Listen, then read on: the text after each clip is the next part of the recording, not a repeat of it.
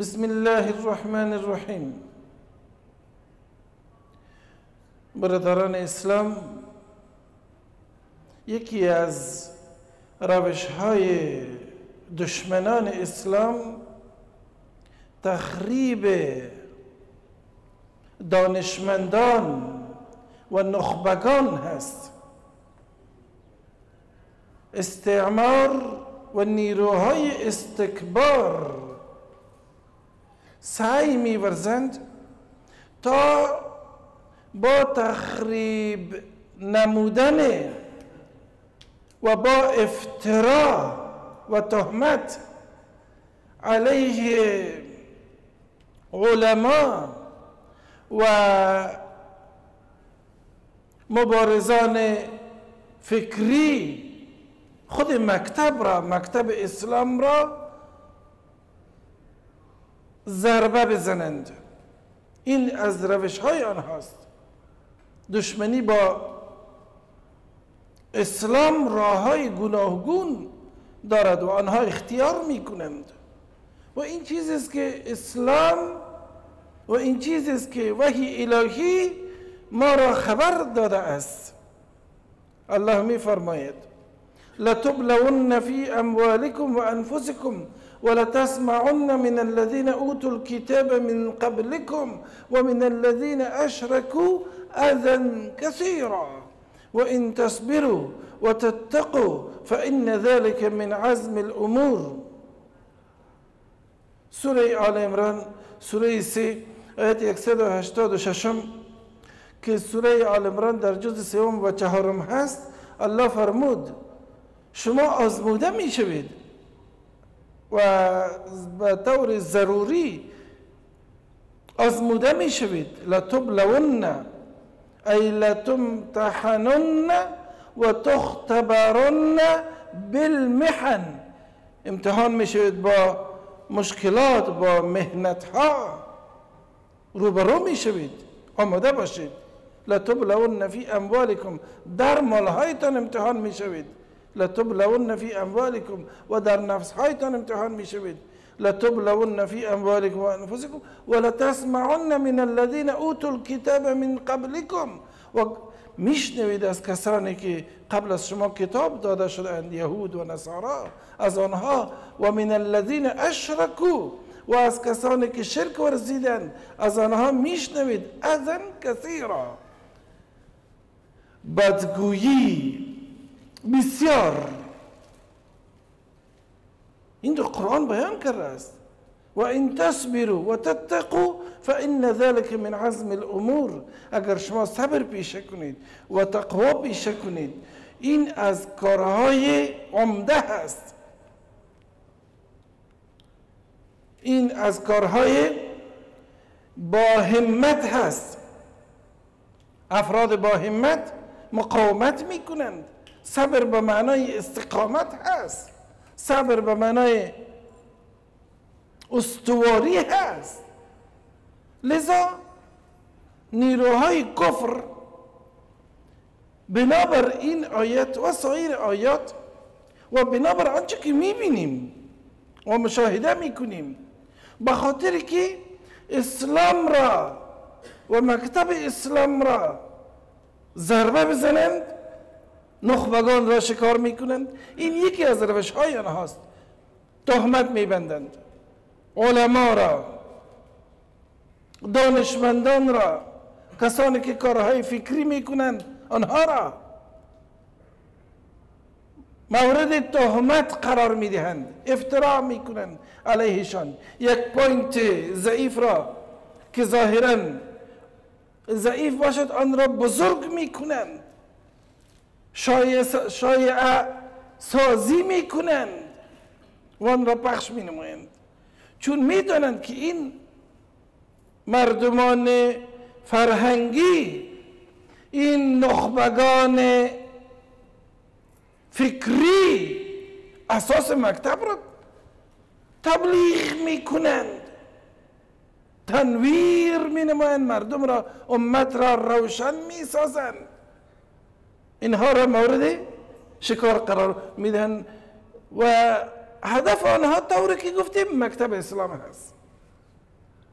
پیامبر اسلام فرمود ان العلماء ورثة الانبیاء. امام ترمذی روایت میکنن این حدیث را که علما، نخبگان، آگاهان، کسانی که کارهای فکری میکنند، اینها وارثین انبیا هستند، وارثین پیامبران هستند. آنها چی میکنند؟ این علما را تخریب میکنند تا بالاخره طوری که گفتیم به انبیا برسند و آنها را مورد به اعتمادی والعیاذ بالله قرار بدهند. این کارشان هست. اما جامعه اصحاب ذهنیتشان این بود که هرگز یکی از آگاهان را، یکی از کسانی را که کارهای فکری میکنند، علما را مورد اذیت قرار ندهید.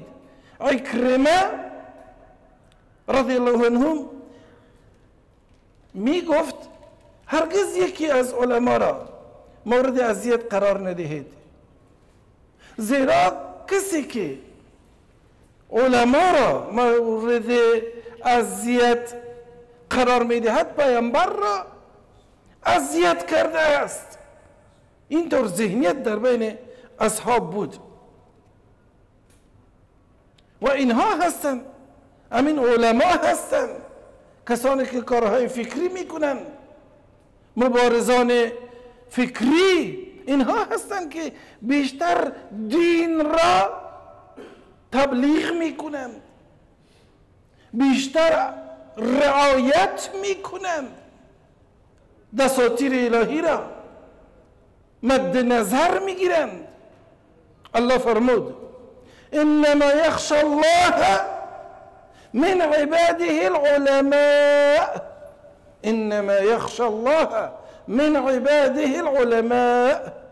سوره فاطر سوره 35 آیت 28 جزء 22 الله میفرماید که هر آینه از خداوند از میان مردم، در میان مردم دانشمندان بسیار میترسند. آنها دانشمندان میدانند که خداوند چه صفاتی دارد، احکام را میدانند.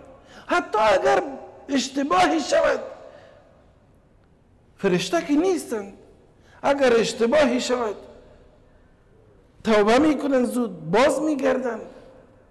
نباید زبان خود را علیه علما و دانشمندان و هر کسی که و هر روشنگری که کار فکری میکند به سادگی باز کنیم، بلکه حتی اگر اشتباهی باشد زیاد علاقه نداشته باشیم که آن را بزرگ کنیم. چرا بزرگ کنیم؟ این کار دشمنان است، کار کسانی هست که الله جل مجده در سوره زاریات سوره 51 آیت 10 که سوره زاریات در جزء 26 و 27 هست، آنها را دروغگویان یاد کرد. قتل الخراسون، کشته باد، مرده باد دروغگویان. قتل الخراسون ای لعن و قبح الكذابون، لعنت شدند و تقبیح مورد تقبیح و قبح مورد تقبیح الهی واقع شدند. دروغگویان که بر اساس تخمین های نارس قطعیات را، چیزهای ثابت را رد میکنند و تخمین های نارس خود را دروغ باور میکنند. این بی نهایت نامردی و ناجوانمردی آنهاست که میخواهند به دروغ یک دین را تخریب بکنند. یکی از بی‌مروت‌ترین روش‌های دیگر اندیشان تهمت بستن و افترا نمودن علیه نخبگان است که افراد امین را، افراد و اشخاص عفیف را به دروغ نسبت میدهند، بلکه به دروغ علیه آنها تهمت و افترا می نمایند. این روش های آنها یکی از روش های بسیار زیاد نامردانه آنهاست که با کمال تأسف این عمل شنیع در جوامع بشری خصوصا از طریق شبکه های اجتماعی شیوع یافته است و جدیترین و شدیدترین عامل پراگندگی و تفرقه را تشکیل می دهد. اعتماد سازی اجتماعی را از بین می برد. این روش آنها نظم و انسجام جامعه را برهم می زند. لذا آنها این روش افترا را اختیار می کنند، شایعه سازی می کنند. پس نباید شکار شایعات شویم و نباید وسیله پخش آن شویم. پیامبر اسلام فرمود کفى بالمرء کذبا ان یحدث بكل ما سمع. امام مسلم از ابو هریره رضی الله عنه روایت میکند که پیامبر اسلام فرمود به دروغگویی یک شخص همین کافی است که بیان کند هر چیزی را که میشنود، راست را و دروغ را میشنود و بیان میکند و به دیگران میگوید. کسی که نزد تو خبر دیگری را آورد حتما پروای تو را هم ندارد، نزد دیگری تو را هم به سادگی رد میکند. سعدی گفت هر کی عیب دیگران پیش تو آورد و شمرد، هر کی عیب دیگران پیش تو آورد و شمرد، بیگمان عیب تو پیش دیگران خواهد برد. بیگمان عیب تو را نزد دیگران هم میبرد، خصوصا که در مورد علما باشد، در مورد مردمان باشد که برای اسلام کار میکنند، از دیگران بهترند. چرا در مورد اسلام کار میکنند؟ آنها قرآن بیشتر میخونند، علما و دانشمندان و اشخاص فکری مطالعات اسلامی بیشتر میکنند، احادیث بیشتر میخونند. پیامبر اسلام عملا برای مردم نشان میداد که اینها را اهمیت بدهید، آگاهان را اهمیت بدهید. جابر رضی الله عنه روایت میکند که در غزوه احد که همه اطلاع داریم کم و بیش در مورد آن غزوه، در جنگ احد به خاطر حالات و ضرورت آن وقت دو کس را یک جا دفن می نمودن، کسانی که شهید شده بودند یک جا دفن می کردن. پیامبر اسلام علیه السلام می پرسید ایهما اکثر اخذا للقرآن، زمانی که برایشان شهید را می آوردن می پرسید کدامشان بیشتر قرآن می خوند، بیشتر قرآن حفظ داشت، کدام؟ اشاره به کسی که می کرد فوراً آن را دفن می کرد. کسی که بیشتر قرآن حفظ می کرد، یک آیت، دو آیت، سه آیت، هرچی می توانیم حفظ کنیم. و در یک قبر در حد اول همان کسی که حفظ داشت آن را دفن می نمود. البته جایز است از نظر شریعت که در صورت ضرورت می شود چند شخص در یک قبر دفن شوند. البته قبر وسیع می باشد، قبر وسیع می باشد و فاصله می باشد میان اشخاصی که دفن می شود. پیامبر اسلام نگفت کدام بیشتر نامدار است، پیامبر اسلام نگفت کدام بیشتر مالدار است، پیامبر اسلام نفرمود کدام بیشتر از نظر اجتماعی مهم هست، فرمود کدام بیشتر حفظ دارد. لذا دیدیم که اینها را اسلام حتی در آخرین لحظه زندگی که آنها هیچ نمیدانند دیگر اگر کسی آنها را عزت کنند، مرده شهید شدند، فوت کردند، در آن وقت هم عزت کرد. اما دشمنان اینها را چرا شکار میکنند؟ گفتیم چرا دانشمندان را شکار میکنند؟ ببینید چرا یک دانشمند فوراً در شبکه ها خصوصا مورد تخریب واقع می شود، هر کس چیزی می نویسد. الله واضح فرمود این یثقفوکم یکونوا لکم اعداء و یبسطوا الیکم ایدیهم و السنتهم بالسوء وودوا لو تکفرون. الله فرمود در سوره ممتحنه سوره 60 آیت 2 جز 28 این یثقفوکم، اگر یثقفوکم ای یظفروا بکم، اگر آنها ظفر یابند، دشمنان بر شما ظفر یابند، کامیاب شوند، چی میکنند در آن وقت که کامیاب شدند، غالب شدند؟ این یثقفوکم یکون لکم اعداء، در آن وقت دشمنی میکنند با شما. و یبسطوا الیکم ایدیهم، دستانشون به سوی شما به تجاوز دراز میکنند و زبانشان را میگوشند به بدگویی شما، بالسوء، و دوست دارند که شما هم مانند آنها کافر شوید.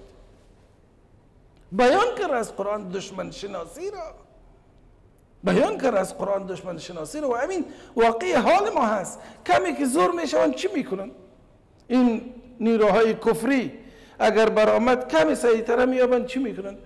ما فکر میکنیم که اگر ما خود را معقول نشان بدیم و اخلاص بکنیم آنها خوب است برای ما، آنها هم خوبی میکنن. خوبی تو، اخلاق تو هست کاری خوبی است، حتی با غیر مسلمان اخلاق خوب بکن، اما دینت را ترک مکن. آنها میخواد دین تو را از دست تو بگیرن، چون در این اواخر بیشتر محسوس شده است که زمانی که کمونیسم با کاپیتالیسم جنگ فکری و جنگ نظامی داشت، هم کاپیتالیسم توسط کمونیسم شکست خورد و اسلام آمد هم کاپیتالیسم را شکست داد از نظر فکری و هم کمونیسم را گلمش را جمع کرد. آنها ترسیدند، عجیب است این مکتب اگر کامیاب شود اتحادیه اروپا دیگر نامی از یورو نمیماند، اینها متحد می شوند، اگر اینها کامیاب شوند دیگر ما هیچ هستیم. لذا تخریب ها را آغاز کردن. این یکی از تخریب های آنهاست که نخبگان را تهمت ببندند.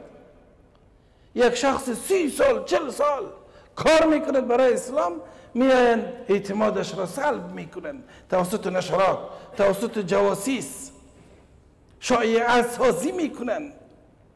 اما اسلام همیشه فرهنگی ها را، همیشه اهل علم و دانش را برتری داده است، کسانی که کار میکنند.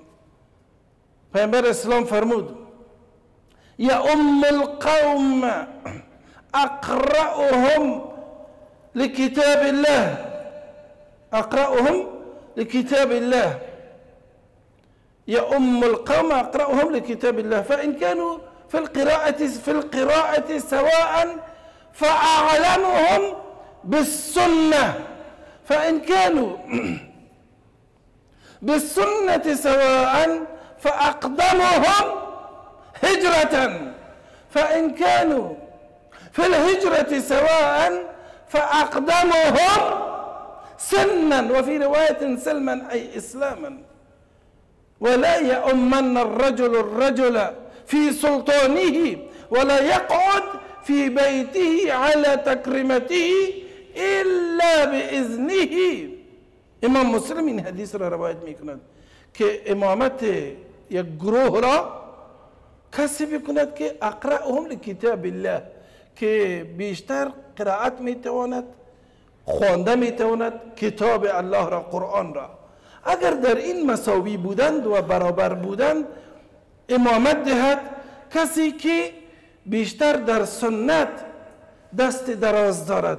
اگر در آن هم برابر بودند کسی که پیشتر هجرت کرده است، قبلا هجرت کرده است به خاطر اسلام، اگر در هجرت هم مساوی بودند کسی که بزرگتر است و در روایت کسی که پیشتر اسلام آورده است.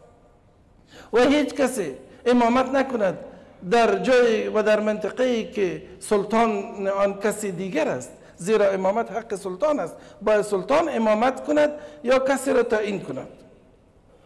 و هیچ کسی در منزل کسی، در بستر وی و در کرسی وی و در بالشت وی ننشیند مگر به اجازه وی. آداب است که یاد میدهد. در این حدیث میبینیم که در آغاز، در اول حق امامت برای کسی داده شد که اقرأ است.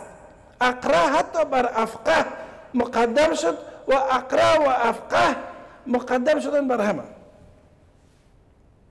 چی را نشان میدهد؟ امامت زعامت هست، امامت قیادت هست. امامت واقعی در اسلام مسئله بزرگی هست که کسانی که کارهای فکری میکنند آنها مستحقند. لذا در جامعه کار شده است.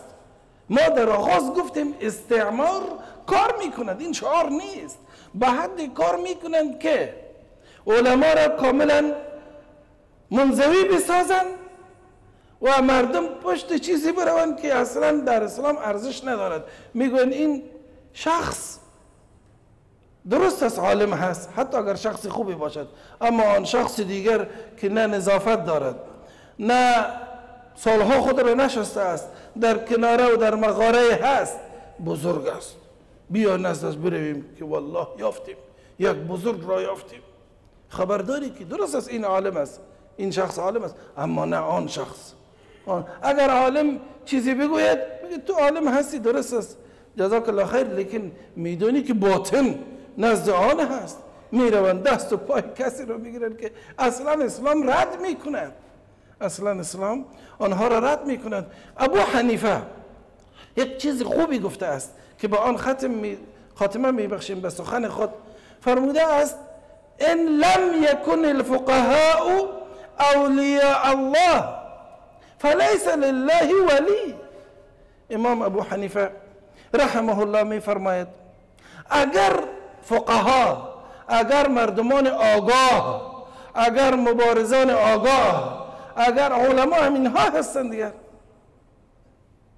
اگر اینها اولیاء الله نباشد هیچ دیگر خداوند ولی ندارد.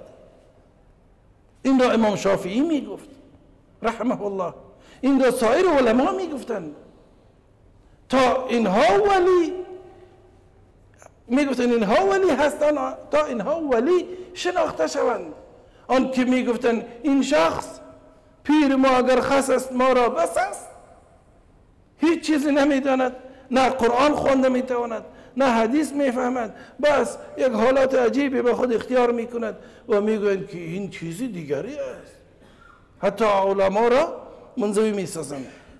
لذا متوجه باشیم برادران محترم که دشمنان اسلام یکی از روش هایشان تهمت بستن و افترا نمودن علیه علما هست و علیه دانشمندان هست. اگر چیزی انسان شنید به حیث مسلمان آن را رشد ندهد، رشد ندهد، به دیگری بیان نکند در مورد هیچ کسی، تا چه رسد به کسی که از ما بهترند، تا چه کسی که کسی باشد که از ما بهتر کار کردند. و الله جل مجده توفیق فهم و بینش نصیب بفرماید. و آخر دعوانا ان الحمد لله رب